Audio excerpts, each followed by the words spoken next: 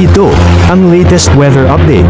Alamin ang pinakasariwang ulat panahon ngayon dito sa Information TV Educational Channel. Kaninang 1:30 PM, yung sentro ni Bagyong Verbena ay naglandfall dito sa may Bayabas, Surigao del Sur. And kanina namang alas 4, huling namataan yung sentro nito sa vicinity ng Habonga, Agusan del Norte. Taglay pa rin ito yung lakas ng hangin na 45 kilometers per hour malapit sa sentro at pagbugso na umaabot sa 75 kilometers per hour. Kumikilos ito pa west-northwestward sa bilis na 30 kilometers per hour.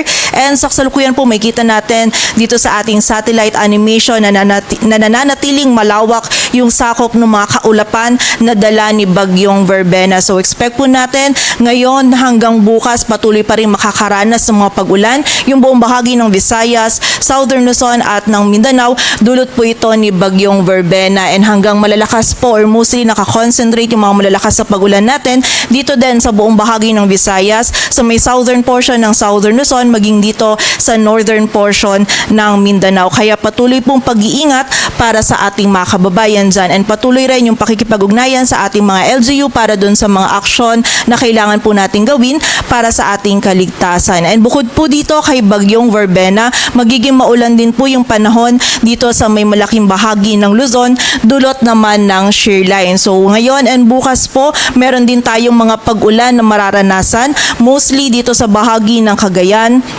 Isabela, Quirino, Nueva Vizcaya, maging dito din sa area ng Aurora, Quezon, maging dito din po sa Metro Manila, sa Bulacan, sa Nueva Ecija, maging sa area din po ng Calabarzon. Dulot po ito ng shear line. So bukas po, mas magiging malalakas pa yung mararanasan natin ng mga pag-ulan. Kaya ingat din po or doble ingat pa rin para sa ating mga kababayan sa malaking bahagi ng ating bansa. Samantala, ang amihan naman nakaka-apekto pa rin sa rest of Northern and Central Luzon. Kung magdudulot po ito ng mga pag-ulan, mostly ay mga light rains lamang po, lalong-lalo na dito sa area ng extreme Northern Luzon at sa may western section ng Northern Luzon.